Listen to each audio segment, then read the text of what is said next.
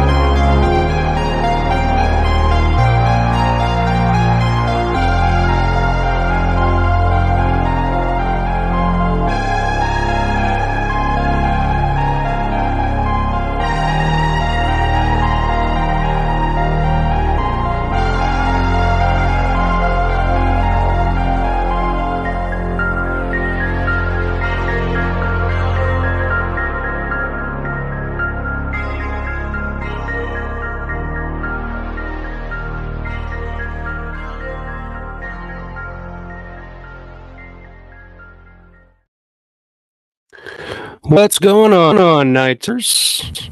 Happy Saturday night. We're back here on Saturday night, doing another Saturday night stream. Here on the Romero tonight. We're gonna be watching Booby Hatch, baby. The Booby Hatch. Yes, the Booby Hatch. Directed by, co-directed by Rudy Ricci and Russo. So starring Rudy Ricci, Sharon Joy Miller, David Emge, among us. Quite a few Romero alum in this film. George Kosana's got a role in it, believe it or not. I know everybody's thinking, it's like, man, George Kosana was great as the sheriff in Night of the Dead, but I really would have liked to have seen him in a sexploitation picture. That's what I want to see. Or sex comedy, or whatever you want to call it. Streiner's in it. John Russo's in it. Laine has a role in it. I don't know. It's funny because it's like where I told when I found out that David Emge had passed away. I was actually right in the middle of watching the Booby Hatch for the very first time, and of course got that news. I really wasn't in to finish the fucking Booby Hatch. But I've never finished it. I got about way through, and I've never actually seen the rest of it. Which, I mean, judging by the first half, not a lot. You know, probably wasn't missing too much here in the second half. But I figured, you know, hey, what the hell? Let's get on here and do it live, and I'll give you my my live takes and my initial thoughts, or whatever you want to call it. And it'd be fun. So I might have a couple of Guinnesses tonight to kind of get me through it. So I think that'll lighten it up a little bit. But I was just in a mood. You know, with that going on, it was a rough first 2024. Okay, you know, not only, you know, of course, you know, David Emge passing. It was just kind of a month all around me. You know, there was a couple of personals going on.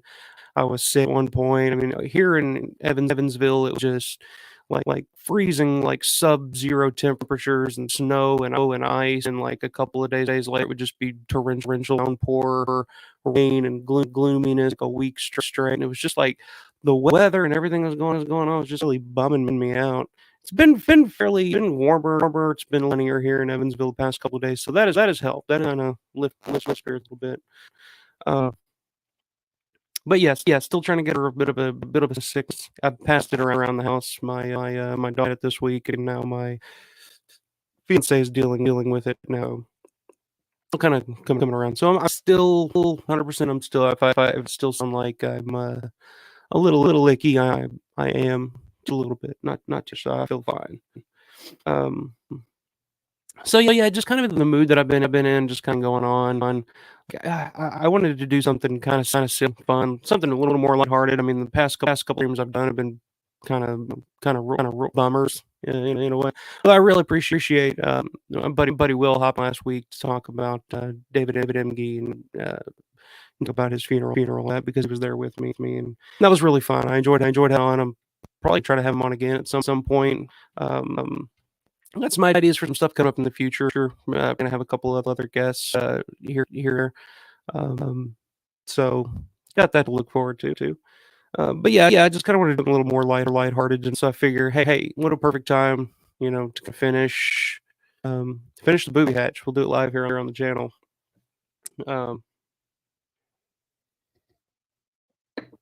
Before we could even get into the good news or the good, the lighter side of things, we were hit with more bad news this week.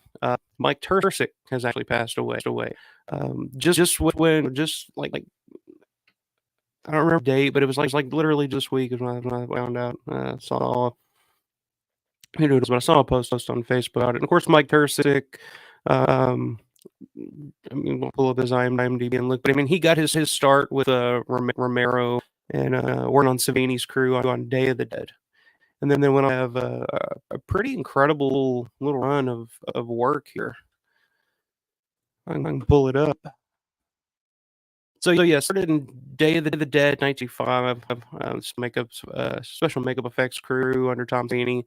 Then after that, he was had a raw. This I kind of remember him most from actually, not even Day of the Dead, or any of the Romero stuff. It was the Evil Dead 2. He was on the special makeup effects crew with like Greg Taro and Howard Berger, I believe, all the King and B guys. I remember that documentary on the Anchor Bay DVD. I was the Anchor Bay DVD about the makeup and special effect of Evil Dead 2. I remember watching that over and over again. I've watched it quite a bit.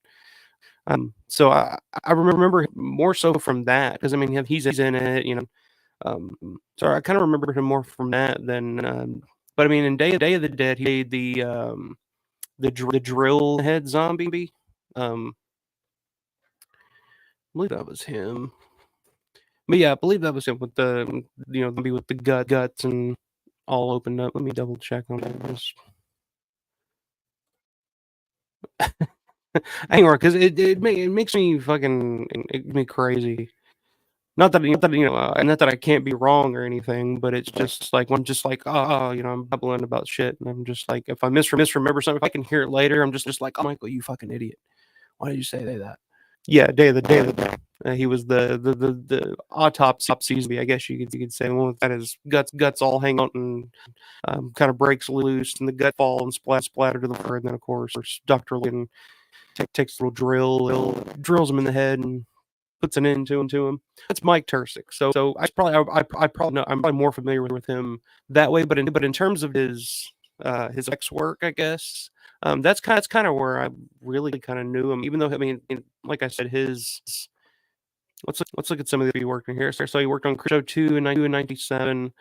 The Hidden, I've never seen that. 1987, Shines, 1988. I was in the special makeup effect crew on that. Alien Nation, not familiar with. Gory, not familiar with. And Child's Play 2, which which was funny the other night. Grande's channel and on Grande's Graveyard. We were discussing the Child's Play series, and my favorite of that series is Chucky. I think it's one of those movies that anytime I can watch it. I just think it's fun characters, fun atmosphere, and like a really ridiculous performance, which they got away with in the first one. Like original Child's Play worked because of the whole suspense and the not knowing the way they kind of build it at first, where you don't know if Andy's the killer or it's Chucky. And then it kind of builds. There's the big reveal, and I kind of dig that. But then at like 2 and 3, and he just kind of felt like your typical by the numbers slasher, type of Chucky, just kind of other in a weird way, another Jason Hughes or something like that. But at least in Bride and Chuck, it took it in a completely different, completely different. Took what was already a ridiculous premise and kind of cranked it up to 11.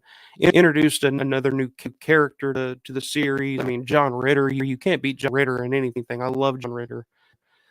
John Ritter's in it. Just grabbing the characters, colorful. I was thinking about this the other night because he me shit because Granda apparently can't stand Bride of Chuck. I will say it's off a whole load of like just really shitty movies after that. But the original Bride of Chuck is anyway. How to fuck? Oh, Child's Play 2. Yeah, he was on I guess Kevin Yeager's production team on that one. I mean, I think even more impressive are some of the other stuff he did going into the 90s. Like working on creature effects like Deep Star 6 Leviathan from 1989. But the big ones here, I mean, I guess he was working Stan Winston for these with the Department Stan Winston studio. 3 movies that were a huge piece of my childhood. Terminator 2, Judgment Day 1991, Man Returns 1992, and Jurassic Park 1993. I'll include this in The Mouth of Madness. He was a K&B crew for John Carter's In the Mouth of Madness in 1944. That'd be interesting. 1994. I thought that one in there too because like when I was a kid, like I like I've spoken before, like I was used to horror movies. Like I was a big, I watched Tales from Outside the movie all the time. Tales from the Crypt. I mean, we watched that all the time. Horror didn't bother, but for some reason when I was a kid, I could not watch. I could not get through In the Mouth of Madness. There was just something about, and still to this day, I mean, it doesn't. I can get through it. I mean, it's fine, but still to this day, they're like just this weird, like specifically that scene with the old lady. I guess as a child, maybe that was my first. When you're a child, you just think old lady. You think like, oh, mama, or you think old ladies be evil or bad. I don't know. Maybe if I've never even seen an evil old lady before, I hadn't creep show up to that point, I guess. But you see this sweet old lady, and of course, I think it's a lady from Gilmore. Grandma and Happy Gilmore, which is I'd known him for because I used to watch that all the time. So I knew from Happy Gilmore and playing like this psych grandma who has like her husband handcuffed at the floor to her ankle, and halfway through the movie she transformed this like I don't know, octopus creature, and you just see it in the background inside the house. Something about that just fucked me up as a kid, and I could not turn it off after that. Can't watch it. I remember specifically the moment I just turned it off. I was watching that early one morning. I guess it was, probably on like Cinemax or some shit like that. And I remember watching that, and there was like a movies in a row that I watched. The last one was Telling the Crypt, Demon Knight. Really liked that one. And I watched that one first, and I really dug it. I thought it was cool. I thought, whatever. I haven't seen that in years, though. I don't know how well it holds. That was In the Mouth of Madness. I remember watching it. And of course, it was early. My parents were asleep. I'm just kind of sitting in the chair watching. I was probably, that come out in about 95 or 94. So, I mean, it was probably 95, 6, probably 8, maybe 8 years old. Watching In the Mouth of Madness, just like, being so scared that I literally, for the first time in my life, and maybe the only time in my life, where I just turned it off. Like I turned shit off plenty of times, but just being so scared, I didn't want to go forward anymore. That was kind of the first and only time that I can remember a movie doing that. So I'll throw In the Mouth of Madness as well. But Terminator 2: Judgment Day was like my favorite movie. Is a little like anytime you got together with your cousins or your friends, you guys played Terminator 2 and you fought over who got to be Schwarzenegger and who had Robert Patrick. Of course, Batman Returns. I mean, that was huge when I was a kid. And Jurassic Park, out of those, I'd say Jurassic Park is probably the lowest on that list because I remember just watching all the time when I was a kid. It never I don't know, captured my imagination. Or I guess with most kids, it did during that time. My husband was huge dinosaur because of Jurassic Park back then when he was 3 or 4. But I remember watching it, I was like, oh, this is cool, but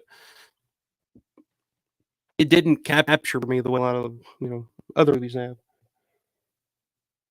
I'll say the effects though, Stan was a fucking genius. God rest his soul. Tursik's on this crew. I mean, the effects on these movies alone, just like the creature effects and like the like infancy of CGI with Terminator 2, um, really incredible. So it's really unfortunate that Tursik passed away this week. I hadn't really done much since the mid '90s, according to IMDb. I don't know what else he had on. Other than that, I'm sure he was working in industry some way. Um, yeah, real bummer to find out that he had passed this week, especially after just starting to kind of David's path and finding out another Romero alum has passed is a fucking bummer. But anyway, rest in peace, Mike Tursik. He left a hell of a legacy. There's some amazing movies, amazing work. So what I'm gonna do tonight before we get into the movie, watch the movie. If you guys want to watch at home, whether you're watching live tonight or whether you're watching the fact, there's a link in the description of this video to the movie, The Booby Hatch, which I actually couldn't on YouTube, or they would just censor it, and I didn't want to get in it. I didn't want to risk the Santa Claus thing again, because I put that in, like I was watching, I was like, Christ, like this is going to get me banned from YouTube for. So I just put it as unlisted. So I did pull it up, but unless you have the link, it's not going to work. But the link is down in the description here. And while you're down there, go ahead and hit that like button to subscribe, as the YouTubers say. See, I'm saying that, guys. Like, I don't get it. Like I understand, like you gotta, who's going to promote you other than you, but we know. Like, you guys know, if you like the video, you're going to hit the like button. It helps me. If you want to help me, that's cool. I really appreciate that. But I get with the algorithms. I don't know how it works. I literally just get here and spew about Romero and movies and shit I like to talk about.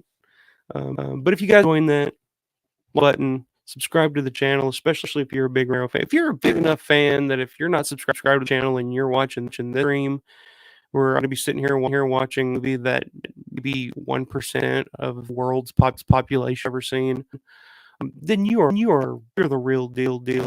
You need to be subscribe to this channel because you are obviously a big fan of Romero, the Pittsburgh faking, and all that. Anyway, links down in the description if you want to watch along. I might have to grab something to drink. This beer's still a little warm.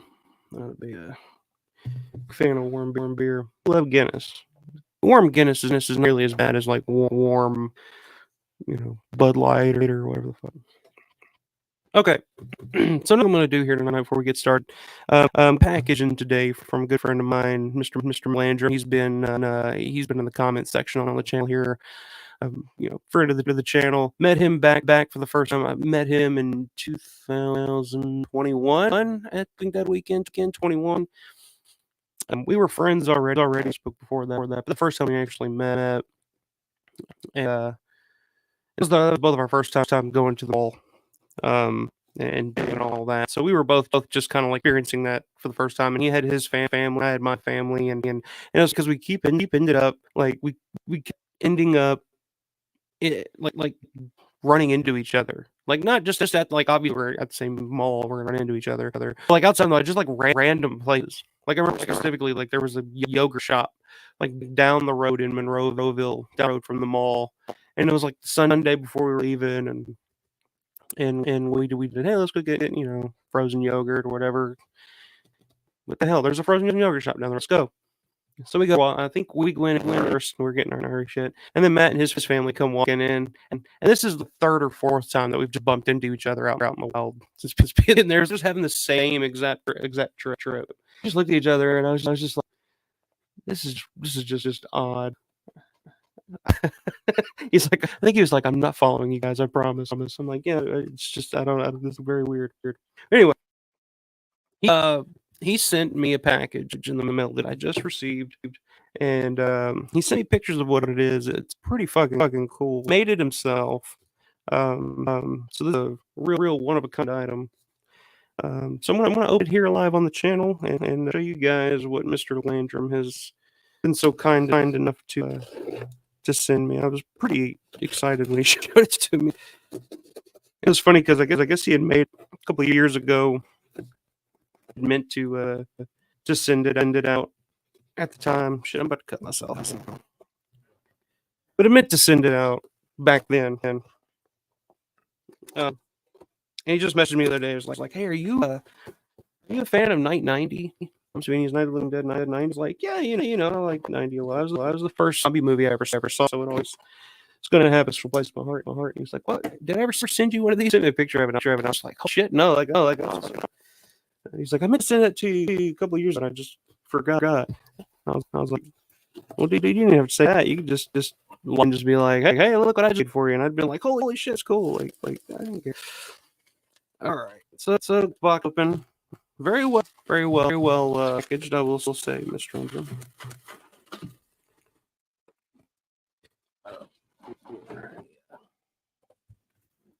Here. Well packaged. All right, got her open. It already looks cool.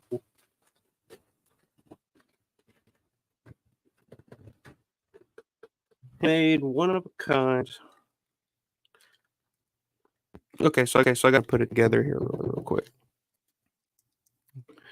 While I'm doing that, talk amongst yourselves. Matt's in there. Definitely wasn't stalking me. Yeah, that was so weird because I forget where there were a couple of other spots where we were just like, I think at the airport. I think we were coming in as you were in, or vice versa, if I correctly. But it was just insane.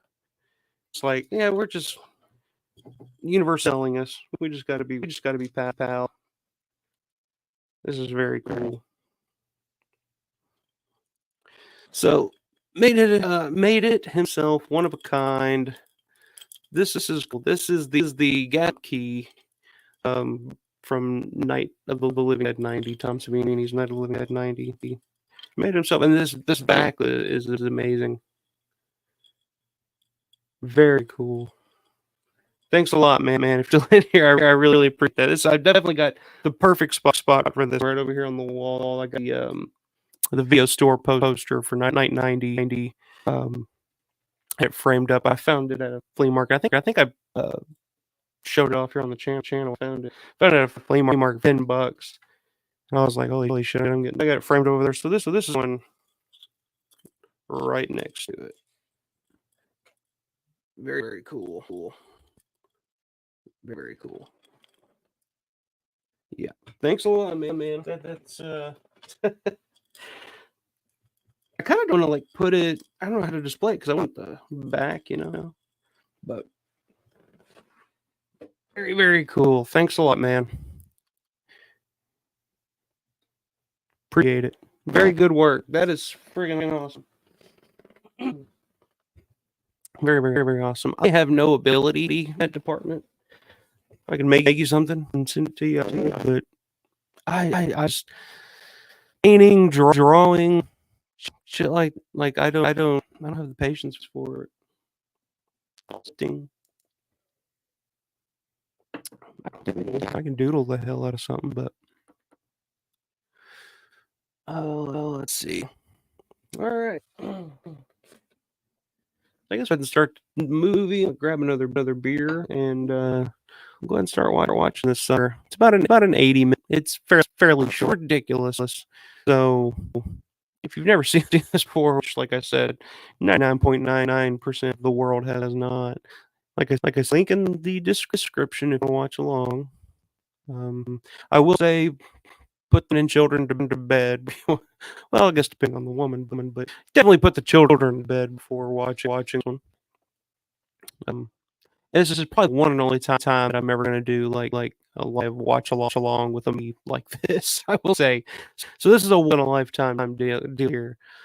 This is not this is a family show, folks.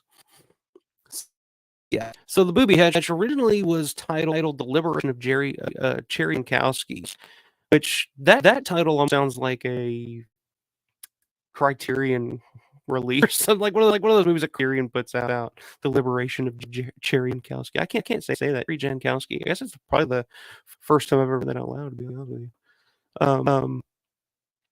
But yeah, scientific genius invents equipment that tests the erotic levels of people. He sets out to find subjects for his experiment. So that's the plot synopsis or whatever you want to call it here on MDB, and it's as silly as that sounds. Like it doesn't even do it justice. This like, silliness is it says, hang on, let me so I'm trying to adjust here. So I'm gonna give you guys a minute or so if you want to hop on and watch along. If you remind me if you're watching along, I'll try to timestamps. You guys let you know where I'm at. But I think I'm ready to go on this. I'm gonna grab another beer first.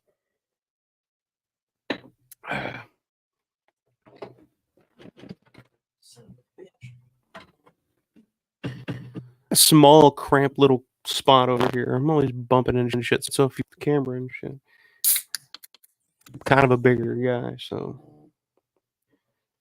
eBay notification. I don't know what that is. I don't think I've bid on anything lately, so I ain't worried about that.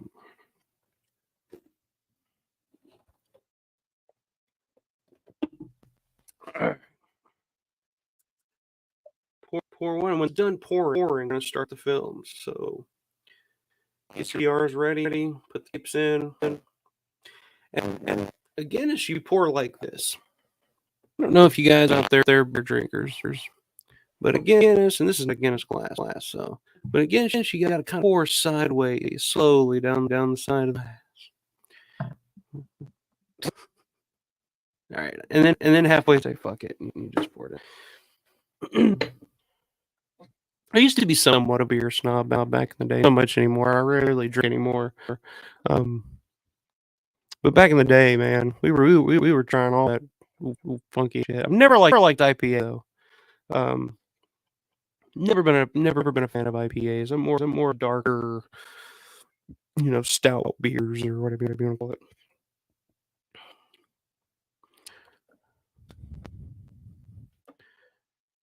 All right. All right. So I'm ready to go. If you guys are ready to go, I'm gonna count down 3. I'm gonna say 3, 2, 1. Press play now. Now I'm gonna hit play, and we can watch the movie. Let me make sure the levels are good. Dogs are barking. That's good. They're slow. Okay, so I'm ready. We're gonna do a countdown here, and we're gonna hit play. So here we go. 3, 2, 1. Press play now. All right, let me turn down. So you're watching a fat bearded man doing some kind of promotional pitch. So that's where I'm at. No idea who this guy is. No, our dildo of the night is the best. The first is God. This is odd. All right, that's okay.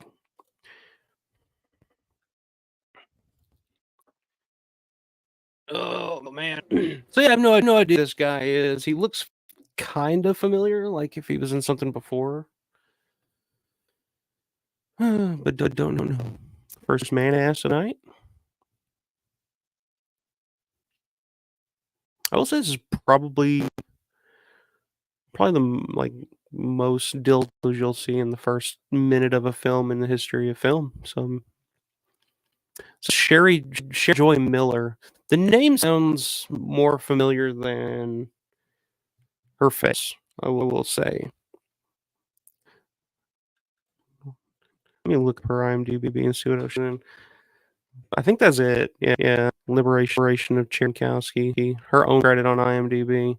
See, the name sounded familiar. I didn't know if she had been like she just played like zombie or something in like the background of the Dead or something. I guess not. And once you see her performance in this film, you'll kind of understand why this is her one and only credit. But it was just funny.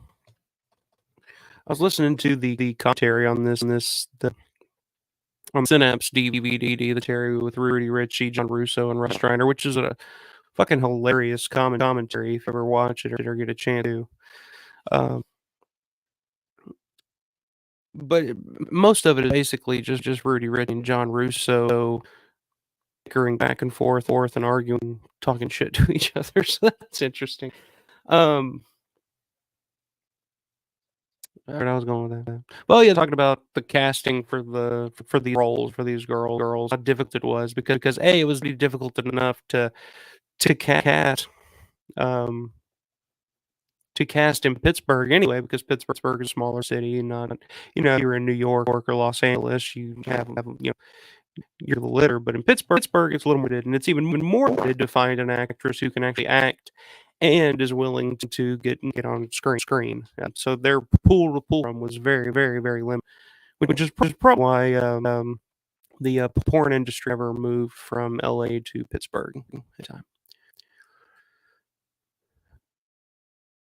By God, John Russo, Rudy Ricci, and Russ Streiner. They tried to take Pittsburgh to LA, I think. So this lady's going nuts.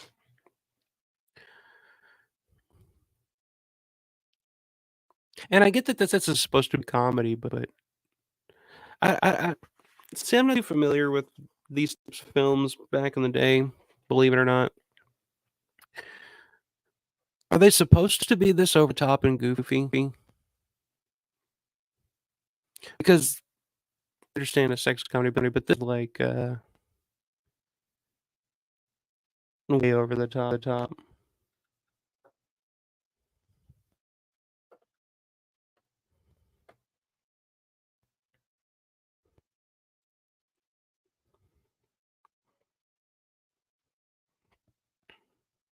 So I guess this guy's supposed to be a nerd, virgin, doesn't want to have sex until marriage. And unfortunately for him, I'm not talking down or anything anybody's personal beliefs or religious beliefs, and what you do in your own business. But I think it's unfortunate that this poor man who you know sticks conviction, not wanting and wanting to wait marriage and all that is engaged to a whore.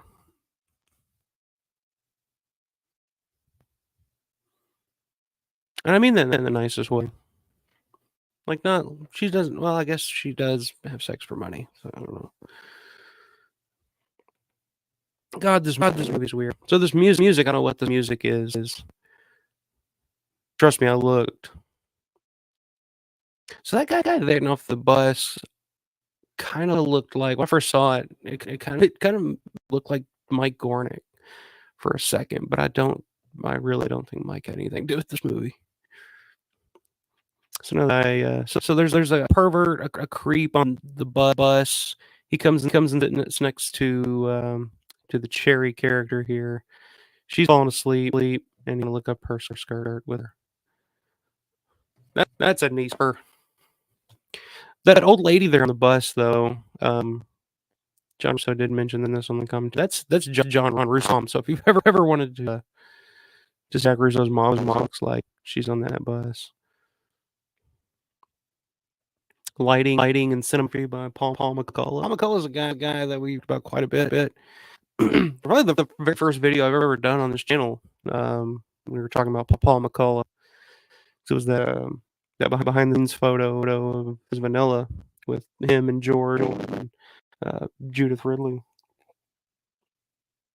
A lot of familiar names attached to this. Not just Rudy Ricci, John Russo, Streiner, Ray Laine, David Emge, of course. So,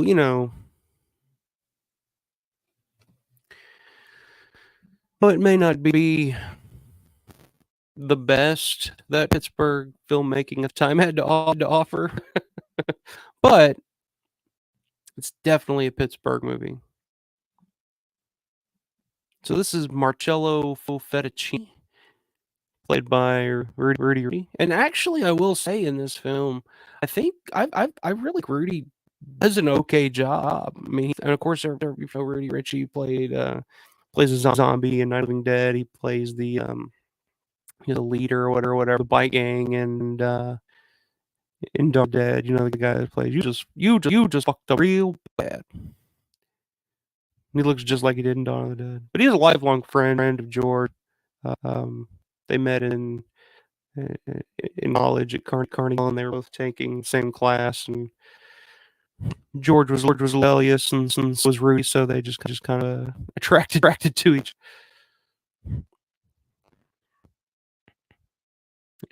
And Rudy worked with George for quite a number of years after this.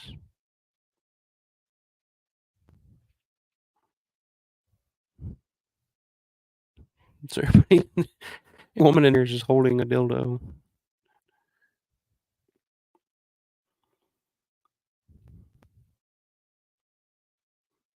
So basically, this company is, I guess, they're inventing, designing, selling sex toys, and they have to test them out. People in these, I don't know. It's an interesting concept, like that concept of company that was designing sex toys or whatever. I mean, it's not a bad concept. A movie like this, that the execution. I mean, I think the budget on this thing was like $4,000 or something like they had nothing. Here in this thing, a couple of familiar faces. Streiner there in the lab coat, and John Russo there with the beard. It's not really a beard; it's more of a goatee, I guess.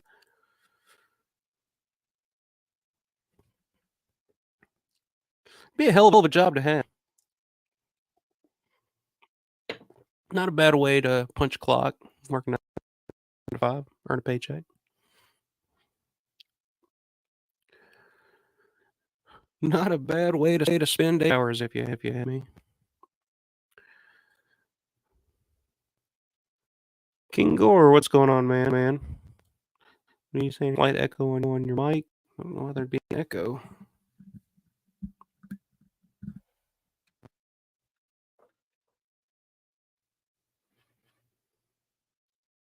Let me test. Let me see what's going on here.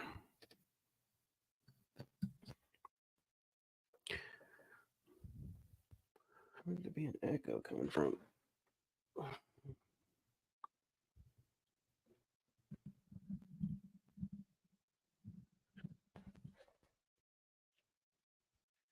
Hang on. Technical difficulties here. I think this mic's starting to shit out, actually. It's a cheap mic, I think $20. Right, let me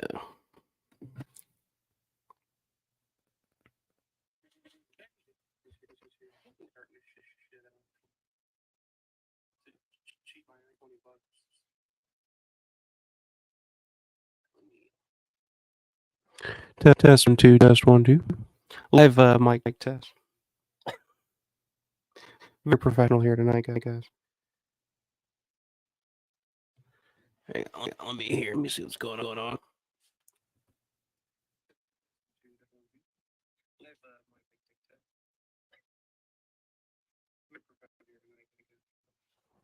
Yeah, it does sound like shit. Oh yeah, appreciate it, King. I had no fucking idea. I don't really know what to do with that right now.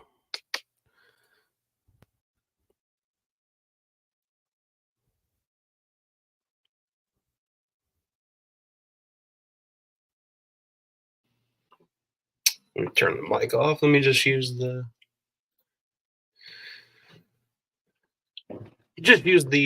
mic here on the laptop. Let me see if that's helping anything. Turn the mic off. Let me just use the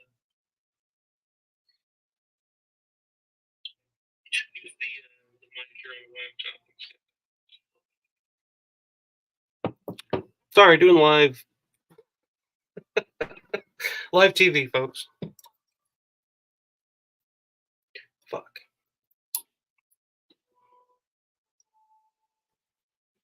Reach over here.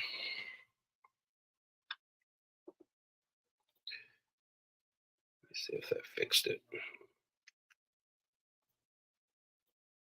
That mic sounds on the laptop here, so.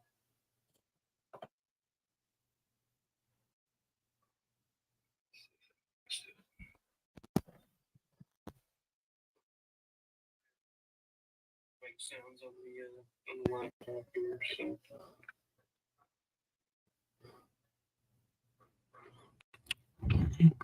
Hope you guys are enjoying this movie.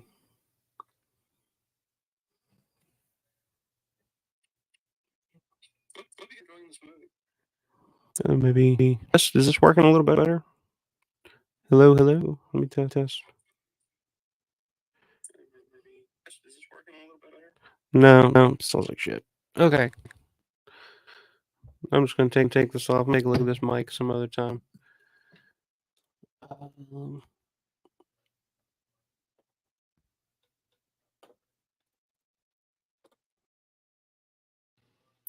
Well, you're gonna put up with shitty. Man, I guess I've probably been doing that all night too. I appreciate you saying that, King Gore. That's gonna piss me off. It's upset me, man. I need a sound guy if anybody's out there. All right. Well, we're just gonna watch it here. I'm gonna have to use my laptop mic. So apologies for the bad. I'm drinking. Fuck it. All right, where are we at in this fucking movie? I see dude's ass. I see some boobies. And at this point, I guess, in this point of the film, Rudy Ricci's sadly can't get up anymore.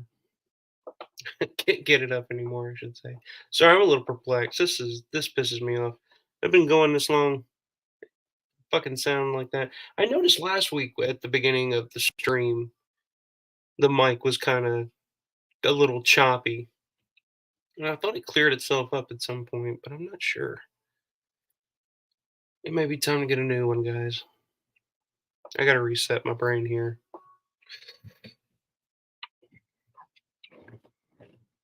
I appreciate if you've been watching this whole time. I appreciate it. If you've been listening to that fucking shit, because just listening to the playback here on my phone of it for 2 seconds was unbearable. So I apologize. I had no clue. All right, let me try to refocus on what's going on. So this Cherry Jankowski coming home from the I don't even know what's going on in this. I can't even bring groceries home, and the maintenance guy, I guess, at her apartment building has a stutter, and he's verbally sexually abusing. This is like, I mean, this gets said a lot these days about a lot of movies. I don't, some of the times they're right, but I think in certain ways there are movies that could be made today. People say that all the time. This could never be made today. This movie really could not be made today. There's so much in this movie that would never even enter someone's mind to write down on a piece of paper. That had the idea of it wouldn't even, like, this scene right here. So Cherry here is living next door to this guy who's asking for her help, and then what follows here is, I get it, it's 1976, and in this day and age, like I said, this would never happen. But and I'm not one that's just overly sensitive about shit. Like, it takes a lot to offend me. Like, I'm very unoffendable most of the time. And I wouldn't say this offends me, but it does kind of just make you say, what the fuck was going on? Like, what was going on back then?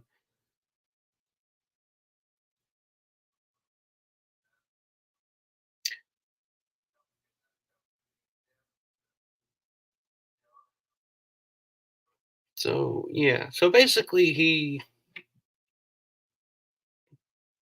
I mean, it wasn't graphic or I mean, you don't really see anything, but basically what is insinuated is the neighbor just raped this poor girl, and it's supposed to be played as like in a comedic way. I get it. And, like it's a product of the time, but I don't even think even then like that was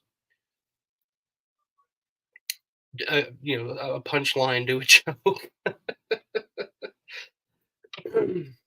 Maybe it was. I don't know. Uh, yeah, bro, I've been there. Make sure your settings and stream hours are all lined up. If it isn't the mic, I just got in here. Well, I think it is the mic because I the settings I keep pretty much the exact same every time I do a stream. I've never had issues until, like I said, started last week, and now, yeah. So I think it is the mic. I'm gonna have to. I think that's got to be a. I think it's time. Like I said, this is a cheap ass mic. $20, I think, is what this mic costs. It's probably time to upgrade a little bit anyway. I will say. Wait, so what is Booby Hatch? I see it's sexploitation. Well, Booby Hatch is a basically why I'm watching this movie is basically a was supposed to be a sexploitation comedy that was made by John Russo and Rudy Ricci. Of course, John Russo was the co-writer of Night of the Living Dead. Rudy Ricci worked with John and George and Russ and all the Laine Image guys. Worked with George for many years. So this is a movie co-directed by both of them.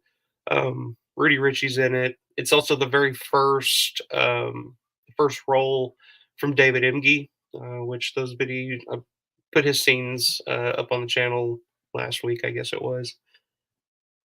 So it's a movie that was filmed in Pittsburgh with a lot of Romero adjacent crew and people. It's just kind of one of those lost, you know, those lost latent image guys um, movies, kind of like Booby Hatch. And there was one that came out around this. I guess it was the same year called The Devil and Sam Silverstein, which also has a role from or performance from David Emge in it.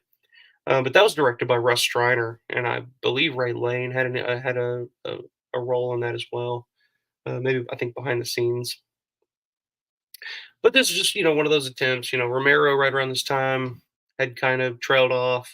He did the crazies, not much happened there, and he went on and did the sports docks and the amusement park, and well, was really off the radar. So this is like right before Romero came out with Martin in '77. So this is the project of the brainchild of Jack Russo, Rudy Ricci, and um, really just those two, I guess. Paul McCullough, Russ Streiner, is, of course, part of it. But I guess the idea of this movie is it's supposed to be a comedy, but it's about a, a sex toy manufacturing company, and they have to test these toys on these people. And the main character here, played by Rudy Ricci, um, Marcello Fettuccini, he works at the factory, but he's in danger of losing his job because he can no longer get it up to perform, which you know what a what a problem to have, I guess. But not not only can you not get a boner, but you're in danger of losing your job because of it. And then I don't know what the fuck the story is with the Sharon Joy Miller character, Cherry Jankowski here, because she's I guess engaged to this like very prudish, well I guess closeted homosexual, I guess is what they insinuate going forward. Um, but she's also working at this factory and having sex with multiple people per day, and but she just seems completely lost. I don't know what the fuck's going on in this, man. That's a good question. It's made me try to figure out uh what the fuck I'm watching here. Upgrade to net quadcast. What is that? I think like maybe I should upgrade something. I remember seeing. I don't know.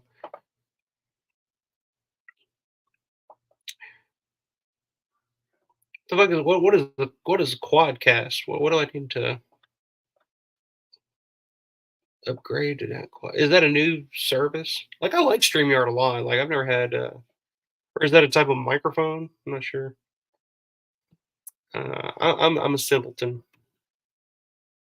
I'm happy with StreamYard as a whole. I don't think it's a StreamYard issue. I think it's a microphone issue. Um,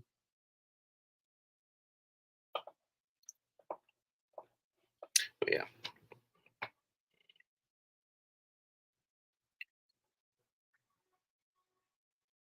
So I don't know who has sex like that, but maybe I should try it. I don't think I ever have.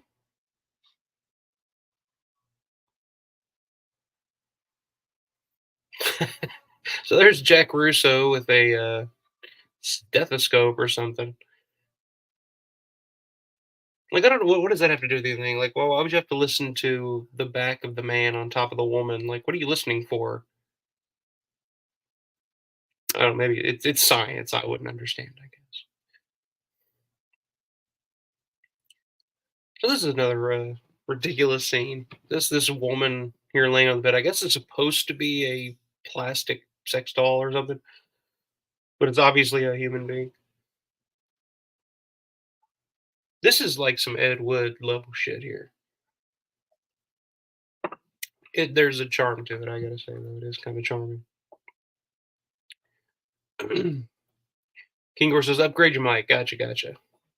Okay, so that's a quadcast. So good investment to make those new USB mics pretty nice. That's what I got. It's a USB mic, but I definitely need to upgrade. I'm not sure how old this one is. My fiance bought it. She plays piano and she has a uh I can't even remember what it's called now. She has a website where she records stuff and puts it up. What is that website called? I use it all the time.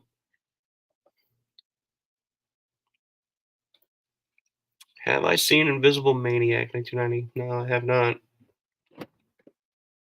Keep talking into the mic like it's on. But I feel some comfort with a microphone in front of my face, I guess. I don't know. But no, I have not seen Invisible Maniac. I think I remember seeing that. Is that I think that's a Vinegar Syndrome title, isn't it?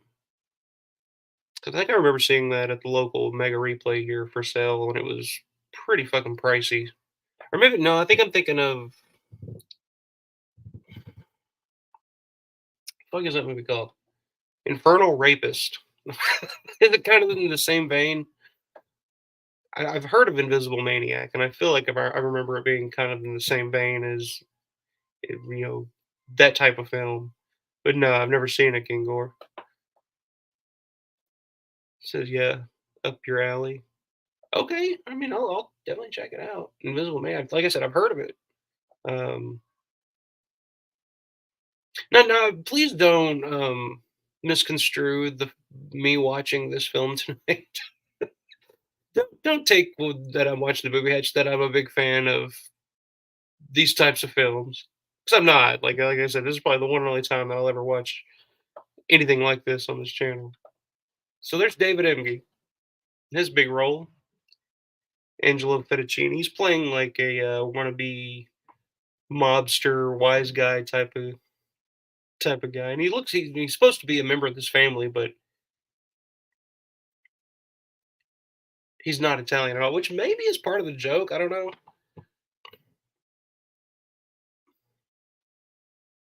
But it's kind of funny. The rest of the other three in this family look super Italian, and they speak like fucking Super Mario. Mamacello is a good boy. But then you got David Emge over here doing a Humphrey Bogart impression and looking very. What would Emge be? Is he German? Very Caucasian, not Italian. I'll just say that.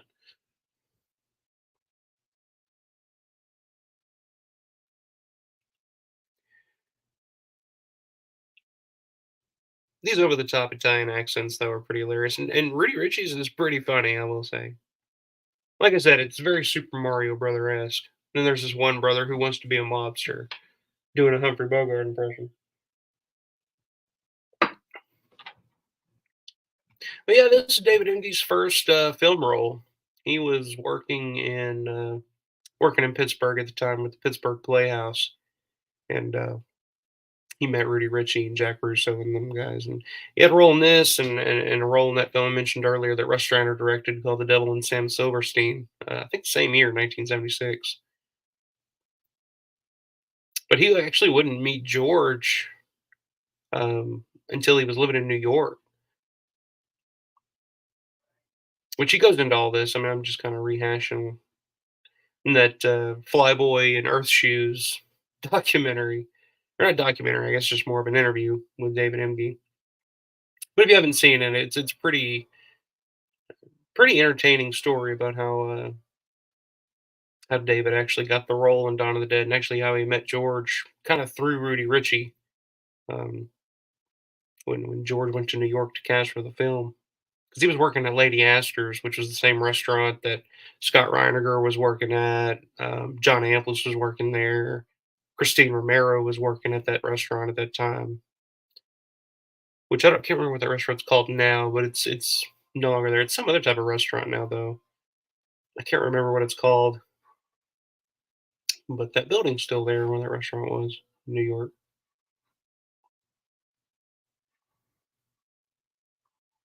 Even in something silly like this, you can really see Dave Emge had some chops. We talked about this last week on the stream. Really wished he would have done more after Dawn of the Dead. Not sure why he didn't. Maybe he just got the role in Dawn of the Dead. Like I said, he was a chef at Lady Astor's at the time. Maybe he just got the role in Dawn of the Dead and didn't want to pursue acting after that, and just went back and I don't know, was happy being a chef at the restaurant. I'm not sure. Of course, he would come back years later and he had a small role in Basket Case 2 and um, what's that one? Hellmaster, I believe, 92, I believe.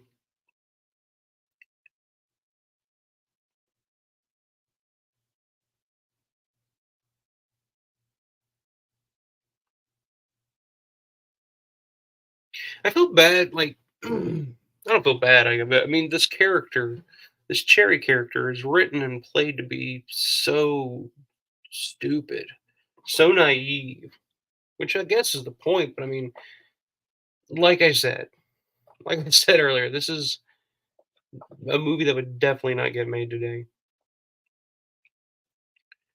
King Horse is really like Invisible Maniac. I don't know about no Infernal Rapist. That one's a little rough. Invisible Maniac just has a bunch of boobs. It's slasher though. Okay, yeah, I'll have to check that out at some point. I've never seen Infernal Rapist yet. I don't know what the fuck that is, but I just kind of, for some reason, like Vinegar Syndrome titles. They're always something like that. But Invisible Maniac, I'll have to. I'm trying to think. Maybe if I've ever have seen that when I was younger, because 1990 was a huge year for me. That was like when I watched everything, anything made in 1990, I watched and loved. But yeah, I'll definitely check that out, man.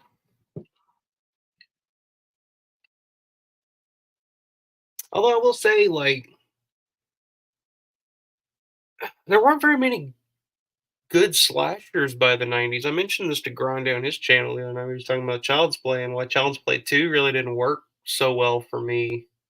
So going back and watching, like, I remember watching when I was younger and I liking it okay. But watching it here recently, it just felt like the slasher genre had kind of played itself out by the 90s.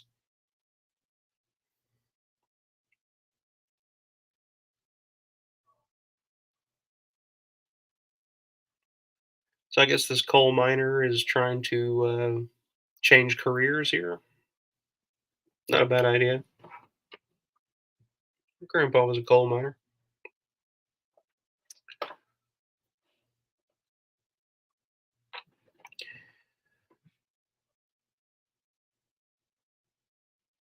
Yeah, I'm gonna have to upgrade this mic. It's unfortunate. It done good. It held out as long as it could, but it's been getting a lot of use here lately. Between me and My fiance, she'll come up and grab it every now and then to record music or whatever she likes to do with it.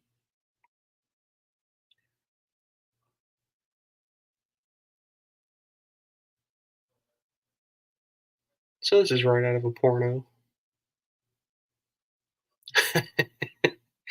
This is actually an interesting scene. This old lady who's sitting here painting these dildos she's just like, that is a 9 to 5 job, it's just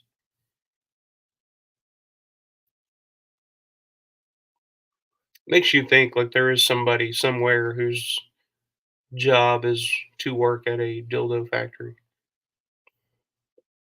How do you bring that up in conversation? How do you meet somebody in that conversation? It's like, oh, what do you do for work? Oh, I paint dildos for a living.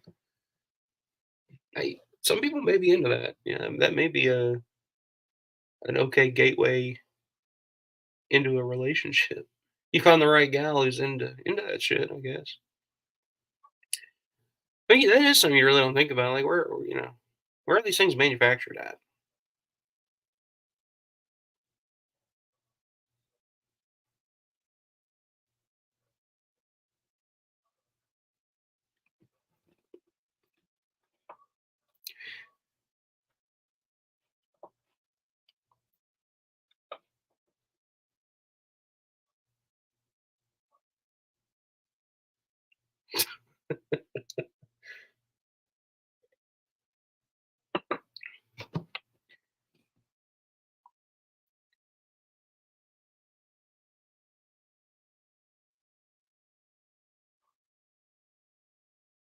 See, like right around here, I think is right when I turned it off originally, and I started kind of getting lost and kind of what the hell was going on. It's just kind of bouncing from one thing to another.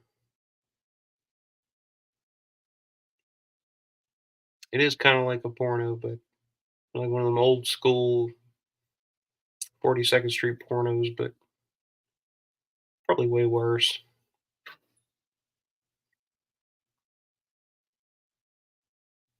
She got a handful of Rudy Ricci there.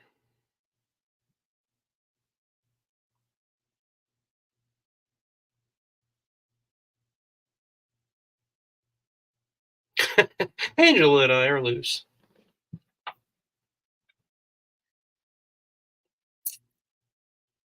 ACDC. That's that's a new way to put it. Instead of being bi, I guess you're ACDC. This is a strange looking guy.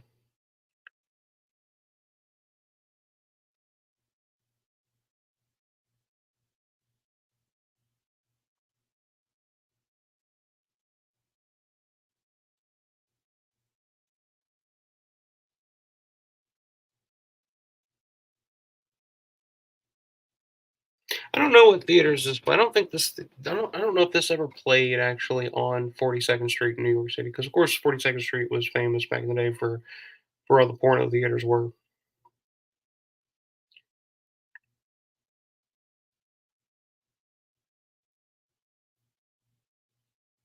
So I don't know if this actually ever played 42nd Street, but it did play at Chicago, I think. I know for sure. A couple of theaters in Chicago. And it's funny they mentioned on that commentary. I don't know who the fuck their reviewer was at the time, but according to Rudy Ricci, which this little lift here is the same one that they used in There's Always Vanilla, and it's the one that me and my family were riding on our first trip to Pittsburgh. We were on it, just didn't think anything of it until I heard the sound of it, and I was like, "Holy shit, this is the lift from There's Always Vanilla." And I thought maybe this amusement park was the same amusement park that they used in the amusement park, um, but it's not. This is actually Kennywood, which is still an active amusement park in Pittsburgh. But what I was getting at, what was I getting at? That's talking about Jack Russo. Oh, apparently, so the one thing that Jack Russo always used to mess with George about was George apparently never ever got a good review in Variety magazine. Um, but the one movie that Variety magazine did, I guess, choose to give a positive review of was the Booby Hatch. So I think it was either John Russo. It was either John Russo or Rudy Ricci used to always joke with George about that. But oh yeah, yeah. You never got a positive review in Variety magazine, and I did. I don't know who Variety's movie reviewer at the time was, but I couldn't possibly see that. Those beautiful shoes, Earth shoes. I don't know what the fuck Earth shoes are.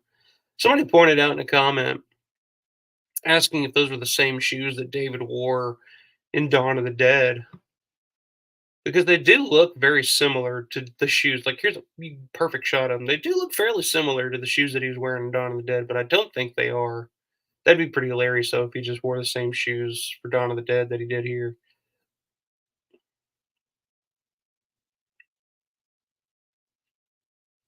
So he's at the house. I guess he's putting in a hit on Theopolis Suck, which is the owner of the Booby Hatch, the dildo factory or whatever.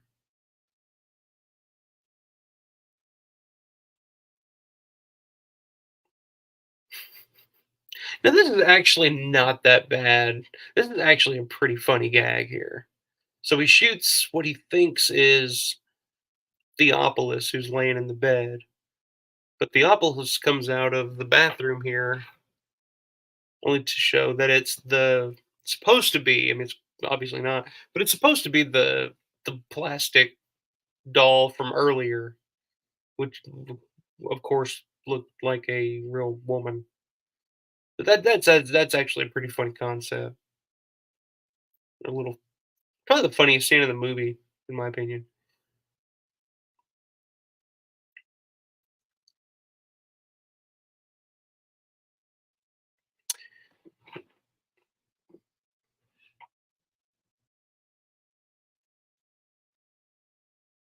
So now we're back to she's dumb enough to go back into this dude's apartment, and can you guess what happens?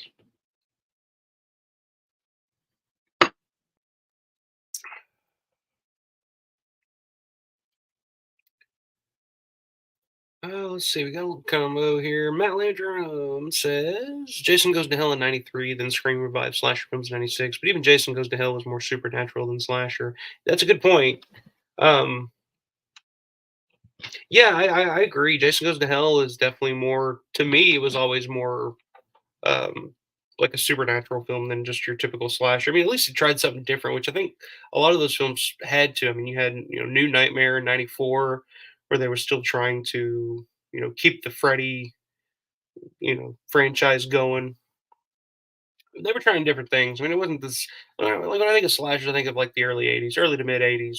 Like that was really when it was at its peak because it was new and everybody was like, "Holy shit, these movies are fun to go see just to see how they're going to kill these people. How can they pull it off?" It was a people wanted to see the spectacle of the effect and everything.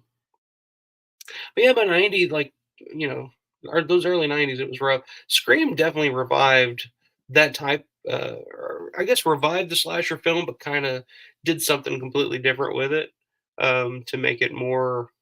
Because the appeal of Scream really had nothing to do with the kills. Like the kills in Scream are not very elaborate or very effect heavy, but it was the story. It was the who done it. I mean, it's basically a giallo in a way where it's basically you're trying to figure out who the killer is for the whole time, and then by the end you find out and all that. So that was kind of the real appeal of Scream. A lot of films did that afterwards, and you know,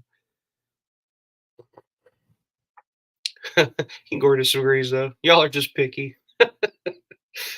Maybe I mean that may be too, but I guess just looking back on it now, horror in general was in a rough spot in the '90s. I think everybody was trying to figure out what the next big horror craze was going to be. King Gore says, "Still haven't seen Amusement Park. How is it?" Well, I really like it. It's been a while since I've seen it. It's been a little bit since I've seen it. Um, I like it, but I'm a Romero fanatic. Like I can find the good in any Romero film, but I really actually like it because I'm a big fan of Romero's early work. like all his stuff through the 70s. Like that's my favorite period of Romero. And it was such a weird fucking it's not I wouldn't call it a horror film, although it is fairly horrific. Um but I liked it. I don't know if it's for everybody. It's probably not. I think the Lincoln Mizell gives a really good performance in it. It's definitely low budget. I mean, it's less than an hour long. It was actually shot for the Lutheran Society, I guess for the Lutheran Church. They kind of hired George to film something for, I guess, fundraising purposes to kind of show, why um, just kind of show how the elderly are mistreated in the United States and all this stuff. But what George came up with, I guess, was just too hardcore for what the Lutheran Church was looking for. So it just kind of got buried and just disappeared into the ether forever. Um, so yeah, I like it a lot. I'm a huge Romero fan. I don't know if your typical, horror fans are really going to dig it. Because it is just it's very psychedelic. Not psychedelic, but very experimental film, I guess is what I'm trying to say. More so than a horror film. Cinephile Sanity, what's up, man? Good to have you in here. Getting ready for a shower, but I'm listening. Well, have a good shower. I'm glad you listen to me while you shower. It's a strange thing to listen to while you're in the shower, but I'm flattered. I appreciate it. But good to have you in here, man. Seeking or saying howdy. So this psychiatrist here, if you guys are watching along, looks like Michael McDonald from Mad TV. You guys remember Mad TV and Michael McDonald? He played, what was his Stewart was his most famous character. Look what I can do. That guy. This guy looks just like him, but bald and has a beard.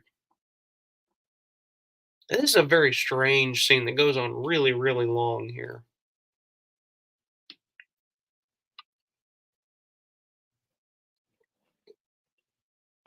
Uh,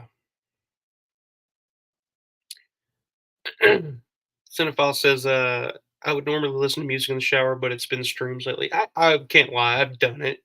Um, I listen to like a lot of you guys I'll listen to while I'm playing Madden or something like that. I definitely listen to a lot while I'm at work. I know Dana and Jay do their show on Fridays in the afternoon. I'm always listening while I'm driving, or because my job requires a lot of driving, so I'm in my van quite a bit. So so yeah, it's okay. You can listen to the soothed sounds. I guess it won't be too soothed because my mic's fucking broke tonight, but you can listen to my fucking voice while you're in the shower. If you need any help, let us know. Just make sure you wash your ass. That's all I ask. Wash your ass. It's an episode of South. All right, this is beer number 3, guys. So I'm starting to feel a little giddy here. What's that episode of South Park where the the TSA agent's like, "Let me check your asshole." She just makes everybody bend over at the airport, and her one line is, "Okay, honey, let me check your asshole." I always think about that when I'm in the shower washing my asshole. Anyway, this has gone off the rails. This is what the fuck did you expect if you tuned in to listen to me talk about Booby Hatch for 2 hours?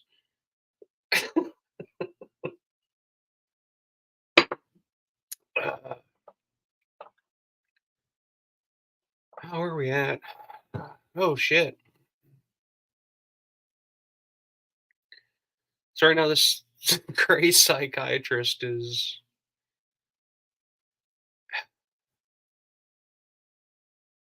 I don't even know what's going on in this movie at this point, guys. I don't even know. Describing what's going on right now, I worry that would get me kicked off the stream.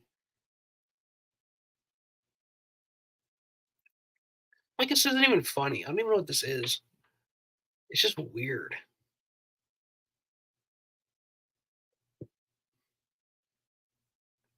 It's like this movie tries to be sexy and funny at the same time, and it just It really just misses on both counts there.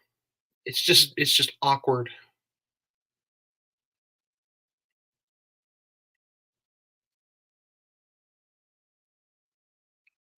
I don't know. Maybe if you were really fucking stoned in the '70s and you were watching this, maybe you got a kick out of it. Maybe you understood it, but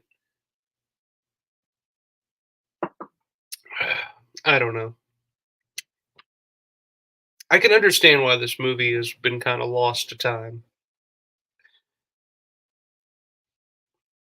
But I will say, I just like, and you can tell uh, a lot of the decor and a lot of these settings here have been used in Romero films before.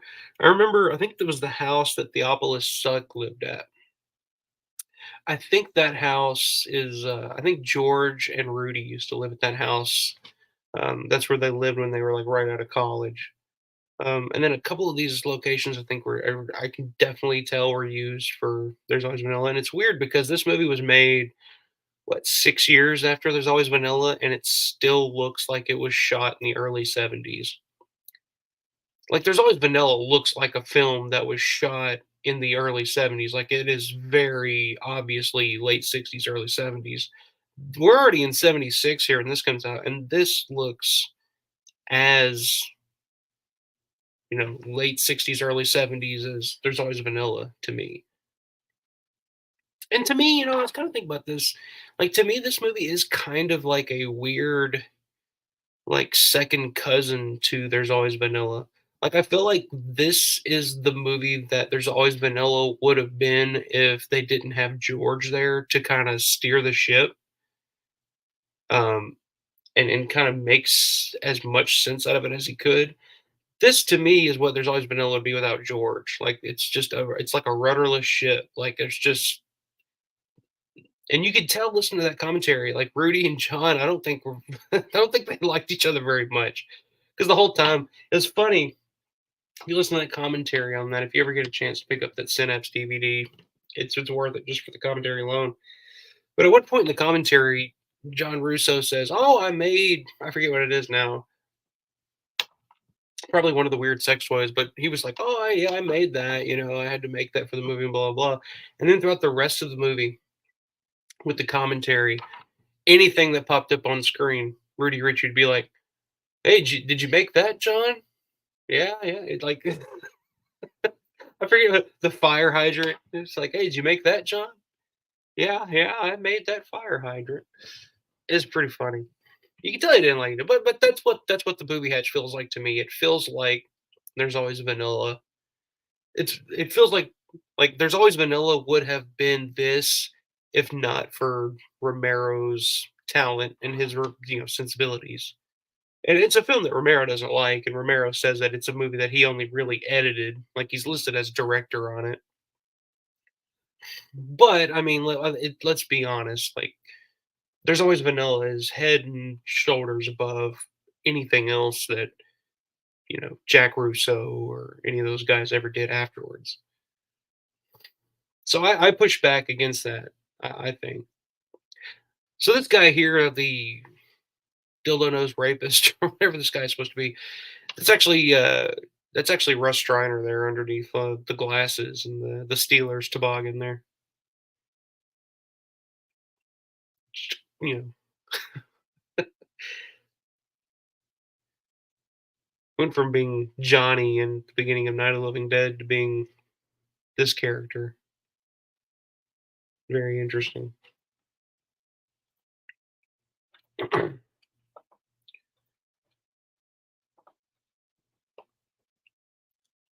But yeah, George always puts down and I think in later years, I think he went back and rewatched There's Always Vanilla and kind of liked it a lot more than he did initially. But over the years, it was always the film that Romero was just like, yeah, I don't really want to talk about it. I don't really, have anything to say about it. I don't like it. I don't feel like it's mine, and yada yada. I've always been, a fairly big fan of There's Always Vanilla. Like from the first time I saw it, I kind of just dug the aesthetic and just the feel of the movie. No, it's not a perfect movie, and it's, you know, there are certain aspects of it that are obviously hurt by budget and time and all that good stuff. But But I like There's Always Vanilla quite a bit. And watching this, you can definitely see Romero's influence. Like, yeah, I mean, I don't think the original intention of There's Always Vanilla was to be a sexploitation comedy or whatever. But just in terms of the filmmaking aspect of it, the editing, the writing, the directing, like, you know, it does take a good director and a good editor to kind of make the best out of what he has. Whereas this is just kind of an incoherent mess.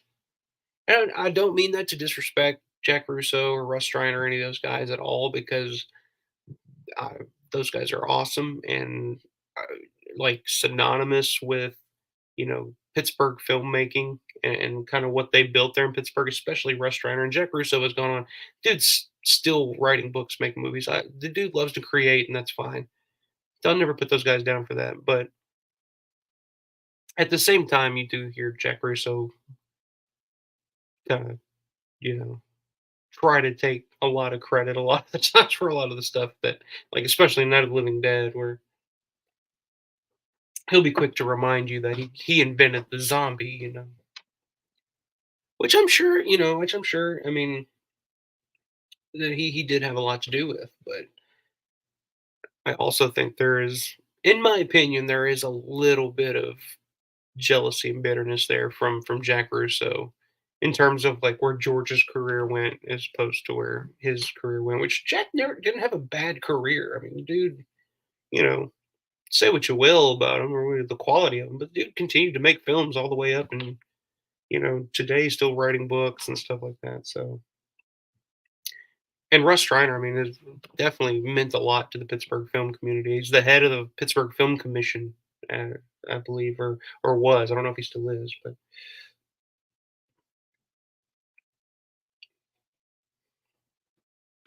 now that I talk about the relationship between Jack Russo and Rudy Ricci, it all kind of makes sense now, because if you go back and you watch that little documentary that they included on the Arrow release of There's Always Vanilla, that was included on that Between Night and Dawn box set. In that documentary, you kind of hear you kind of hear John Russo kind of talking.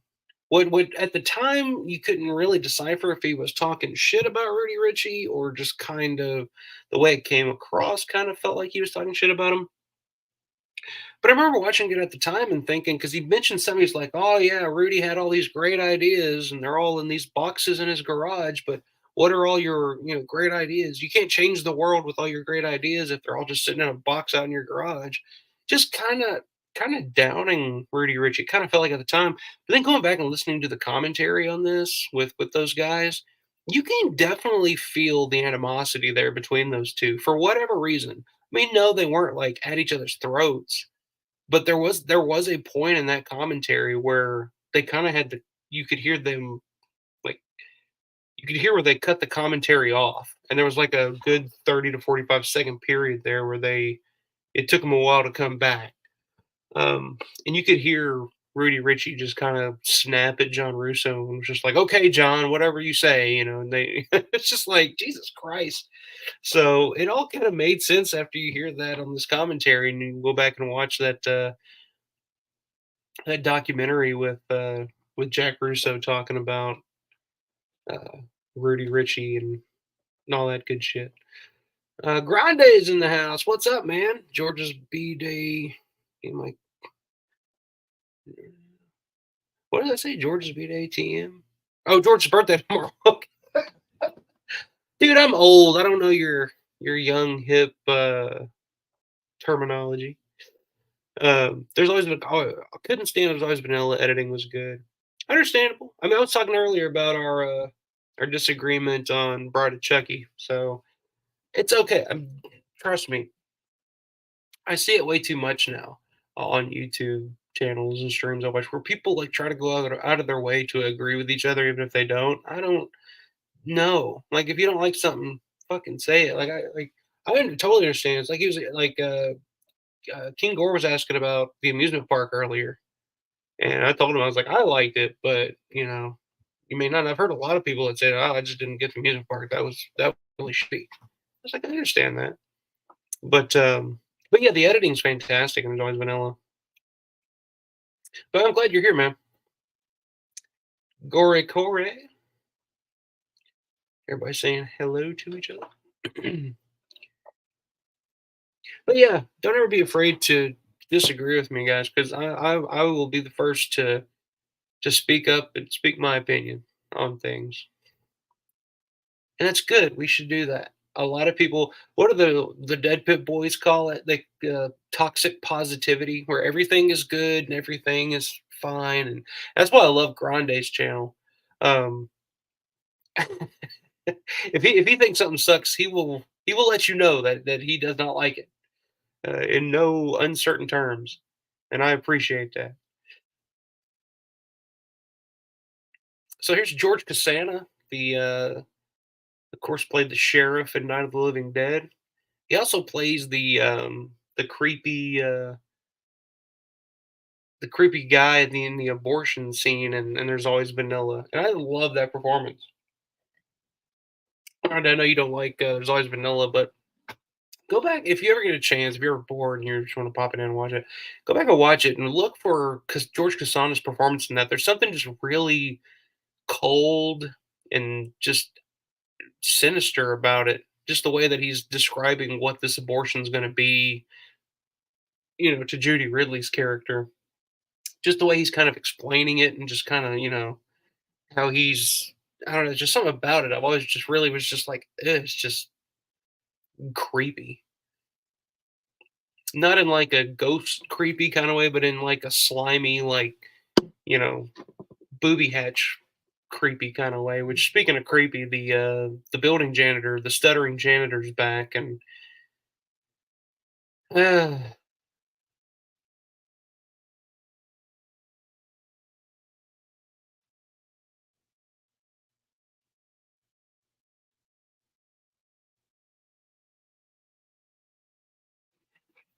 like the stuttering is funny in small doses here, but Jesus. Let's see, where are we going? Grani says, "Yeah, Green is so overrated." I love hearing opposing opinions.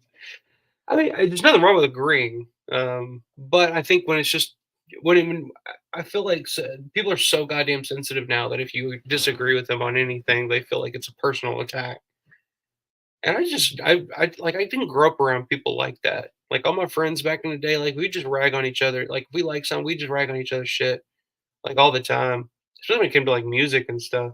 Like I had buddies back in the day that if I told them that it's like if I told them I liked the wrong fucking song or the wrong band, they would just be like, "Dude, what the fuck is wrong with you? Why would you listen to that?" Blah blah. And I feel like now it's just too many people are just like, "Oh yeah, well I'm sure there's positive vibes to that or whatever."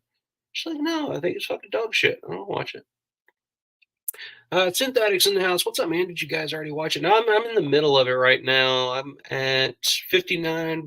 I'm about an hour in exactly. We got 21 minutes left. I'm talking about it as much as I can, but there's just I honestly don't know what the hell's going on a lot of the time. And it's not just because I'm doing a watch along and talking. I'm talking over it. But even when I was actually sit down and like dedicated time to like trying to watch this thing originally, it would just jump from scene to scene. And I'd just be like, "What the fuck is going on here?"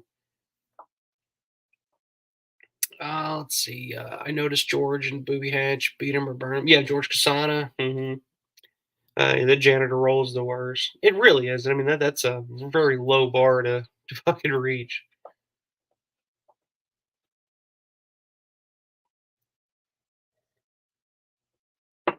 There's Jack Russo again. Guess they're testing out a new apparatus here. There's a scene coming up here in a little bit, I believe, that features Ray Lane, of course, from the Star. There's Always Vanilla, and was also in Season of the Witch. I thought was a really, really good actor that worked with George in the early years. And I would, and of course, in the original, in the original screenplay of Dawn of the Dead, the original casting of Dawn of the Dead, originally in the screenplay there was only going to be Fran and Flyboy. Um, and um, Flyboy was actually originally, I think George originally wanted Ray Lane to play Flyboy. So think of that if you can. But yeah, he has a little role here as like one of the reporters here at like this press conference or whatever is going to happen, and you couldn't tell that it was him. Like it took me a minute to kind of catch him, and it's like when he started talking, I was like, "Holy shit, that is Ray Lane!" But he looks completely. He looks, you know, he kind of looks like one of the bikers from Dawn of the Dead. To be honest with you.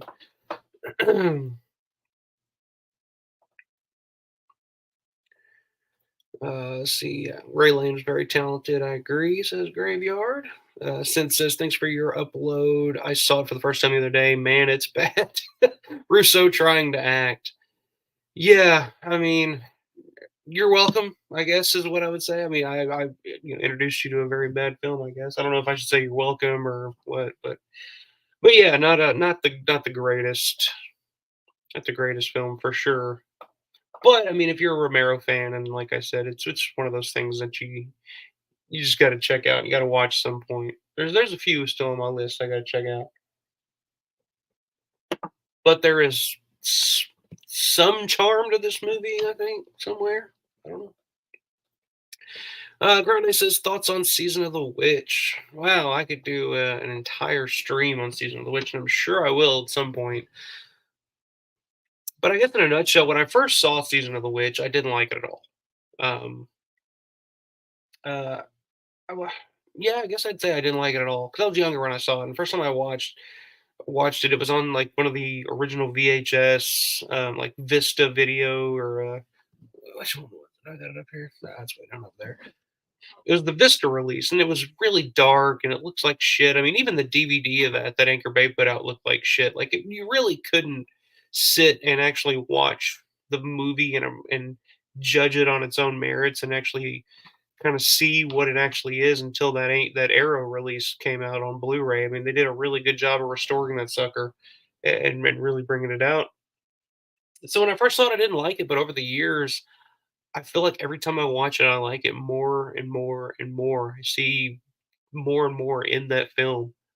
Um, to me, it's the first film that Romero wrote single handedly. Like it is 100% his script, his film. And to me, it's the best dialogue he ever wrote in any film. Like the scenes with Ray Lane and uh, oh gosh, what's her name? I love her. She's amazing in that movie. But the old lady who's like drunk, and then Ray Lane kind of turns her on. That whole scene there between them with Jan White and and they're all and they're in this circle, and Ray Lane's character's trying to prove something that if you trick the mind into believing something is real, then you can kind of feel the effects. I think that's one of my favorite scenes in any Romero film. Definitely a film that could have used more money and more time. Um, and it's a film that George always said he wished he could go back and remake with more money and more time, because I think the subject matter is there. I think the screenplay is there. The script is there, definitely. Um, but yeah, very, very low budget and just kind of pieced together, with whatever they could do at the time.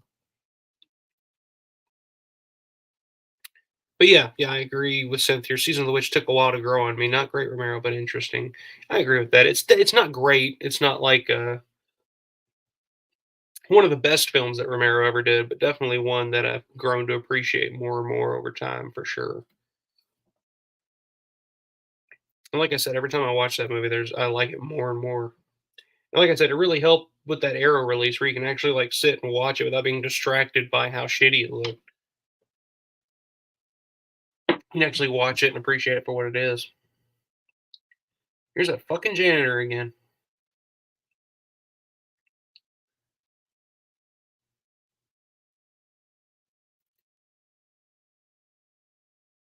I feel a piss coming on, guys. Drinking beer during a live stream is probably not a good idea. Not unless I had a 2 liter bottle or something handy, but I don't. So I guess the husband here is a cross dresser or something. I don't know.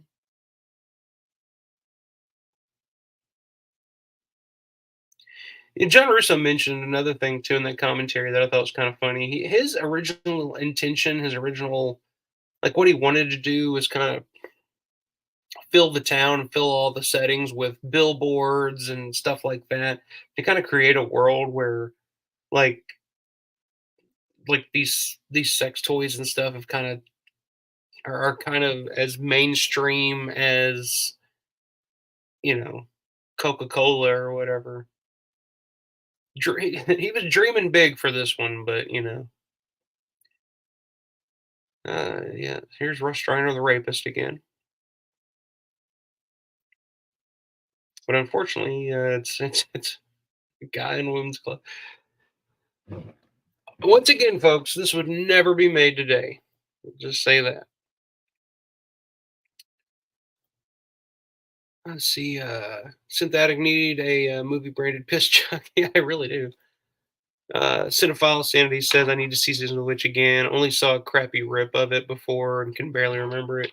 Yeah, I think that's most people's experience with Season of the Witch. Like if you originally saw Season of the Witch on VHS or even that Anchor Bay DVD, um, most of the shit that was out there of Season of the Witch looks so bad that it's distracting and you can't really, you know, follow along or tell what the hell's going on with it. Um, so yeah, I highly recommend picking up. If you can't pick up the actual box set from Between Night and Dawn that has There's Always Vanilla, Season of the Witch, and the Crazies, um, even in their own cases, definitely pick up Season of the Witch. You can pick them individually, but Season of the Witch is one I think that people need to go back. Like I understand, like Grande, I completely understand your dislike of There's Always Vanilla because narratively speaking, There's Always Vanilla is not a very good film. Like it's not. There's some clever dialogue in it. I like some of the performances. I like the setting of it and everything. But Season of the Witch is one that I think Season of the Witch to me feels more like Martin, like what George was trying to do with Martin. It has more of a Martin vibe to it. Um, so I highly recommend, and you can pick up that Blu-ray from Arrow. I think you can find it what $15 maybe. I think I've seen it for going for. So it's out there. You can pick it up, and I recommend checking it out. I think there's a lot of really interesting stuff going on in that film. I wouldn't watch it with the mindset of because that's another issue that I think uh, that film has, and it's not even of its own fault. But the film originally was titled Jack's Wife, and it's more of a so they try to it's George Romero, so I guess they kind of think, oh, we can sell this as a horror film. It's not really as there's horror elements to it, but I wouldn't call it a horror film. There's definitely horror element. It's more of just like a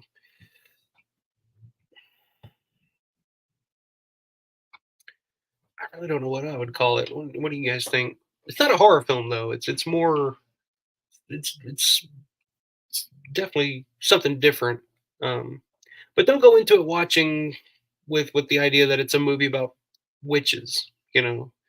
No, Jan White does not ride around on broomsticks or wear a funny hat. Well, she doesn't wear funny hats. Oh no, I fucked that line up. Shit, she doesn't ride around on broomsticks. Any Christopher Guest fans out there? Grande says, I think it's the movie George made that's most distinctly 70s. I love the Arrow Blue too. I think the Crazies is where he really got back in a groove. Yeah, that's a good point. I mean, the Crazies was definitely like right more up his alley. I think that type of film. Um, it's unfortunate the Crazies didn't make very much money. Wasn't that much of a success because George kind of had to go underground after that for a few years. But I definitely think that was definitely more George. Whereas you think of George. George is more big picture. His films are more big picture. His zombie films, it's about society. It's about the world. It's about you know how people handle these certain things. And the Crazies is that times 10. Like that's big picture. Whereas like movies like Season of the Witch and Martin to an extent. I think Martin definitely you can definitely see George's commentary on society as a whole with Martin. Season of the Witch is definitely more of a personal, um, which you can call it a feminist film, I guess, but it's more of a uh, personal feeling film. I think that's the issue that I think people have with like some of his other stuff, like Bruiser. I think Bruiser is definitely more of a personal film for George as opposed to a commentary on the world around him or the the society that we live in. The Arrow Blue has the longer cut, which is, in my opinion, the only way to view that film. Yeah, that's true. It does have the Jack's wife cut, which was actually pieced together by Michael Felsher. Um, and of course, you can tell when the pieces are kind of spliced in because they look a lot worse than the rest of the film. Um, but yeah, I think and that's one if you have the time and the patience to sit through it and actually take it in as a whole. If you watch the film with the idea of it, I'll put it this way: go in it because it was tried. Like when that movie came out, they tried to sell it in multiple ways.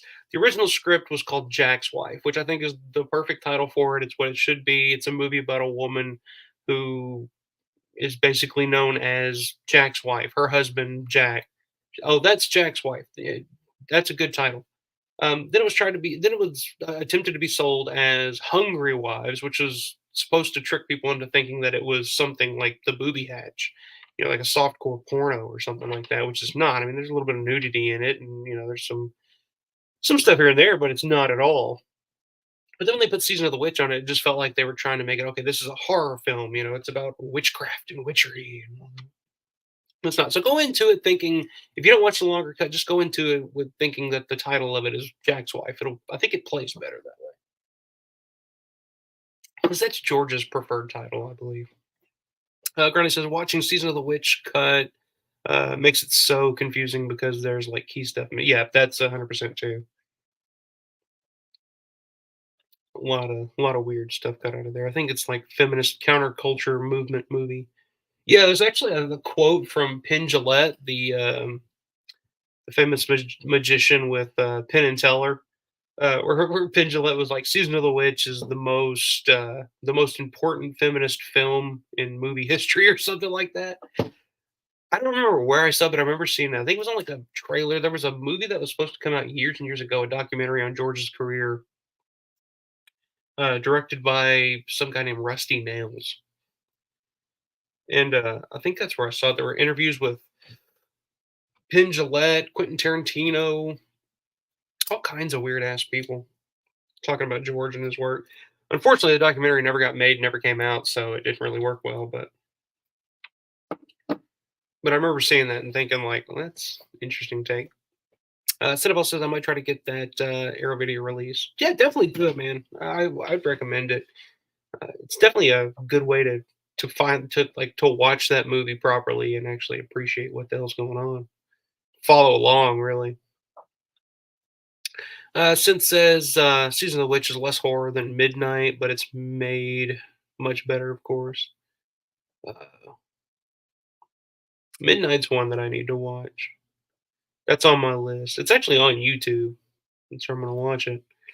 Since says, did Romero ever comment on the remake of the Crazies? That's a good question. I don't. I think by that time George was just more annoyed by The Walking Dead. It's just really worried about the Crazies, which I know. I think he had some type of credit on the Crazies, but he had nothing to do with it. And I don't think he really gave a shit one way or the other, to be honest with you. Um, but yeah, they put his name on it, but I don't think he really. I don't remember him ever really coming out and commenting on that remake. To be honest with you, not that I can think of, at least. Uh, Granny says that movie just didn't sell. They did the same gimmick with Last House. It was called Krug and Company and Sex Crime of the Century before it finally sold as Last House on the Left, that's an interesting story too. I'm a huge Last House on the Left fan. Krug and Company that's a bad title. I've never liked that title, but Sex Crime of the Century, like that's kind of a cool title. Like I feel like that would almost sounds Texas Chainsaw Massacre ish, just in the words alone, like sex, crime, century. There's something about that that I really always like. But Last House on the Left sold it because I think people went into it thinking that it was a fucking haunted house movie or something. That's what it sounds like. Um, so I think that helped it a lot, to be honest with you, because it does, it sounds like a horror. But Sex Crime of the Century, that sounds like what was the Cronenberg movie the David Cronenberg film that just came out long ago? Just Crimes of the Future or something like that. Like Sex Crime of the Century sounds like a David Cronenberg film for sure, or a Brandon Cronenberg film at this point.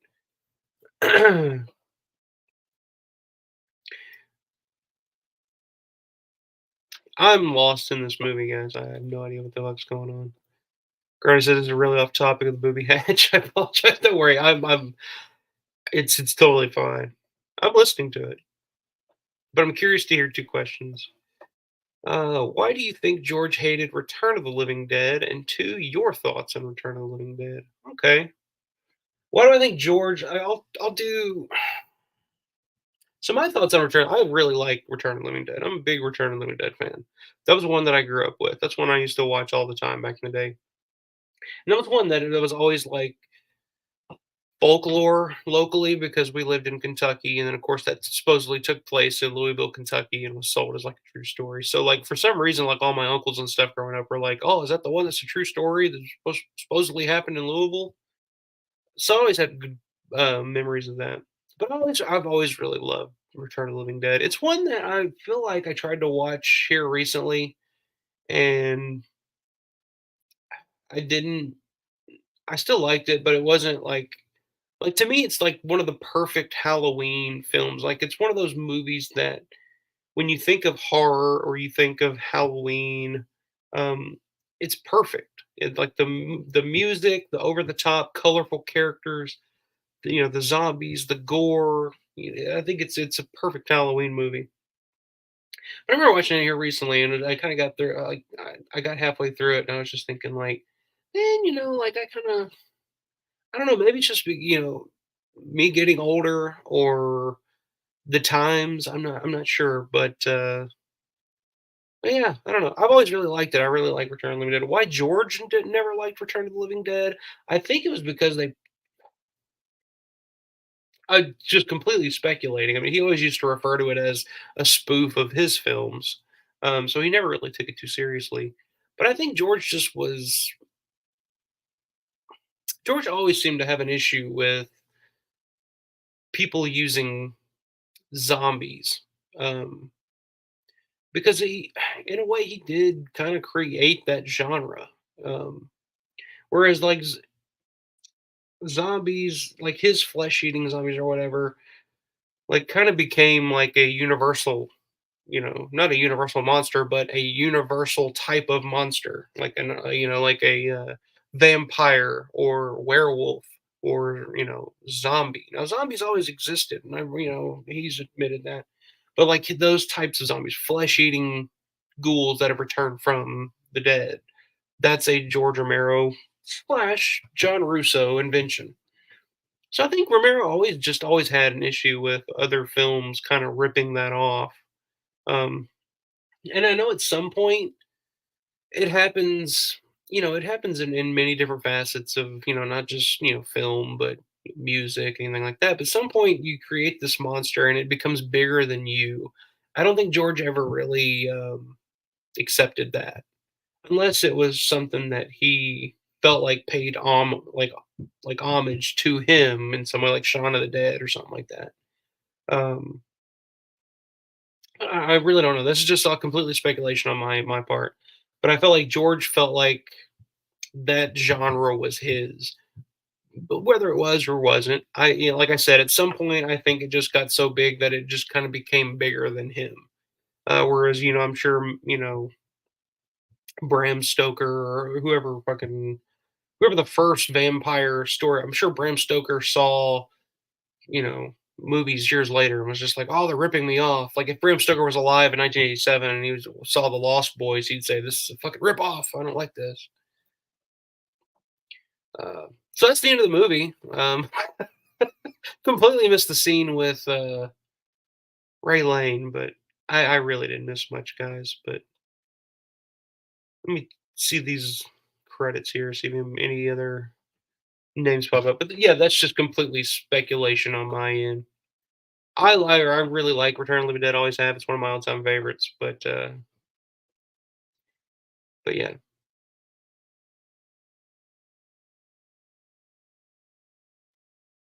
Okay. So yeah, I guess that's the credits.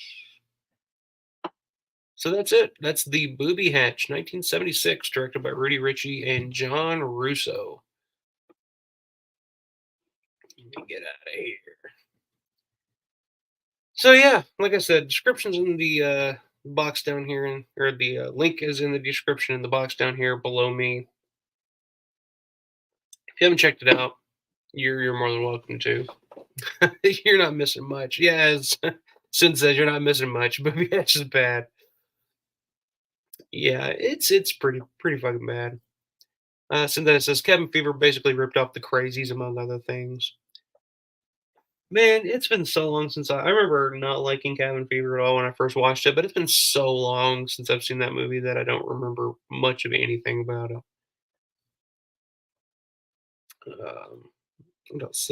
Sin says Return to the Living Dead is fun, actors, effects, score, etc. Doom ending. Yeah, I mean it really is, and it took. And I know that the movie that eventually got made, of course, John Russo takes credit for because he did write the original book and all that. But I think pretty much the movie that got made was kind of nothing like nothing like what John Russo originally intended. But it kind of took, it's like I was saying, just kind of bring it full circle here. If Grande, you're still in here, uh, talking about Bride of Chucky and how it kind of took by 85, and you can say 85 is when Day of the Dead came out. And there was still more to be done with those type of zombies and stuff. But at some point you try something new, take it a different direction. And Return to the Living Dead took zombies in a different direction. Like I think even to this day, I feel like zombies. People think of zombies as not as flesh eaters, but as we want brains. I hear that all the time now.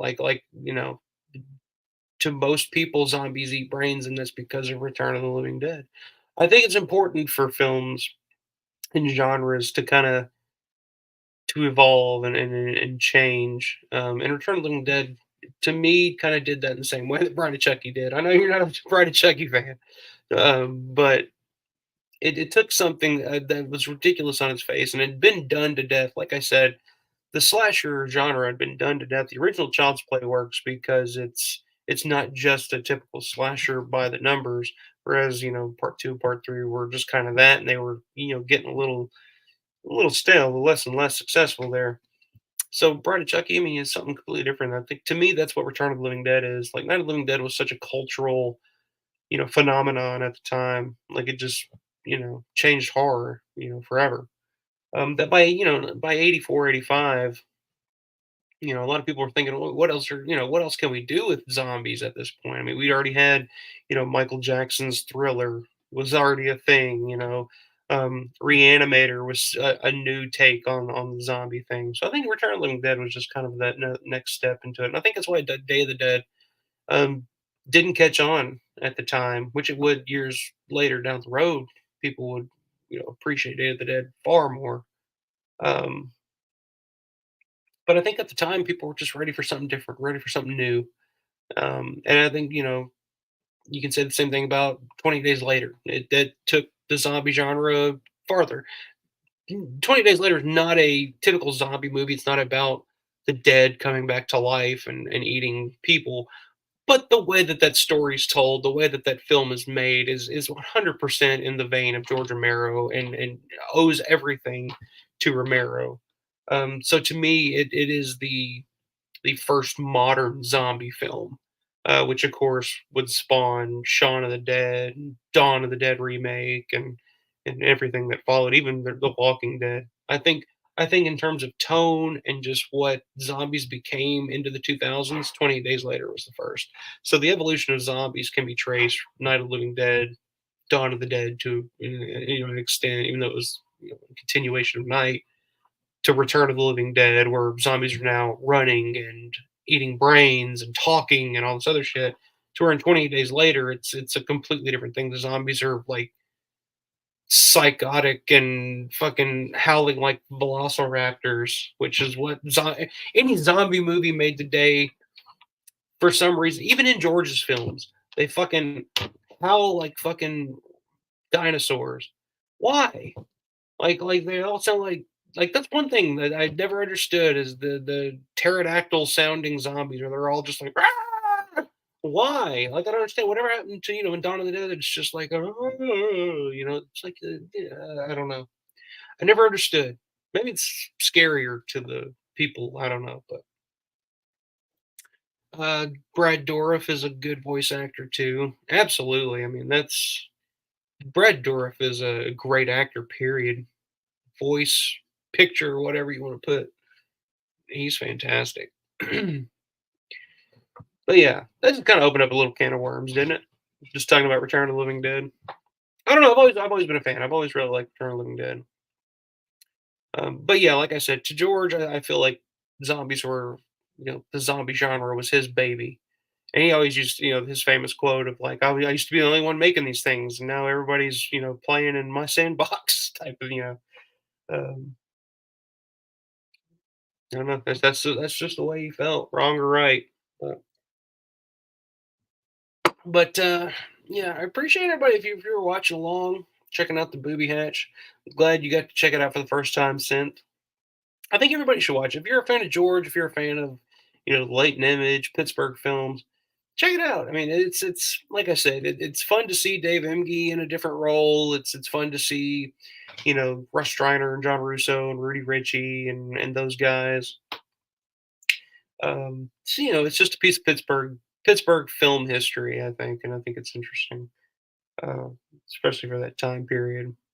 But before I get off here, I do apologize once again for the sound issues tonight. Mike is completely shit the bed, so I'm using the laptop sound, the laptop mic. So if this sounds like shit, I apologize. If the first half of this stream sounded like shit, I apologize. I appreciate King Gore for giving me a heads up and letting me know, but that'll definitely be on the Christmas list, a new microphone. I think this old sucker's finally giving out. Another big shout out if you guys missed it earlier. Shout out to Matt Landrum, buddy of mine. Uh, made this and made this from handmade this shit and mailed it out to me. Got it today. It's the gas pump key from Night 90, Night of Living Dead 90. Put this together, sent it out to me. Got the perfect spot for it. I'm a huge fan of this. This is so cool. So another big shout out to Matt. Appreciate it, bud. And an RIP going out to Mr. Mike Tursick as well. Of course, got to start with George and worked on, you know, Tom Savini's crew for Day of the Dead and went on to do some pretty big shit. So when working with Stan Winston and those guys, so big shout out, big rest in peace going out to Mike Tursick as well. Um, since said the creepy sounds made The Last of Us Zombies Creepy 2 more atmosphere. Um, yeah, yeah, the pterodactyl howls I never understood. Like I said, even George did it in Land of the Dead when the guy comes out of the liquor store, the zombie comes out of the cooler, and it's just like, ah! I was like, I don't understand. Well, what is it? Why? They're not like zombies aren't evil. They're not just howling and screaming at you for no reason. They're, I don't know. Imke was the best part of Booby Hatch. 100%. I 100% agree with that. Imge's performance in the Booby Hatch is definitely the best part of that film by far. Uh, really, the main reason to check it out if you haven't. Um, but uh, but yeah, I appreciate you guys hopping on, joining me tonight. It was good seeing you guys in the chat. I'm glad I had some. I didn't know how popular this stream was going to be. I didn't know people see like a Booby Hatch watch along. No thanks, I'm good on that one. But I had to do it. I had to finish watching it. And I'm glad. Which I don't know how much I really finished watching it. It's been having fun chatting with you guys in the chat tonight. But yeah, appreciate you guys hopping on. Don't know what I'm doing next weekend. I might take next weekend off. Next weekend, I think I'm going to be on call next weekend. So I might take next weekend off and go get a new microphone. so we don't have any more these fucked up sound issues going forward. But I appreciate you guys hanging in there with me. I'll be back. I don't know. I got some show ideas coming up. It may not be next week, but a week after that, I think I got a pretty cool idea. So we'll see what happens with that. But appreciate it. You guys have a great rest of the week, great rest of the night. And as always, night timers, stay scared.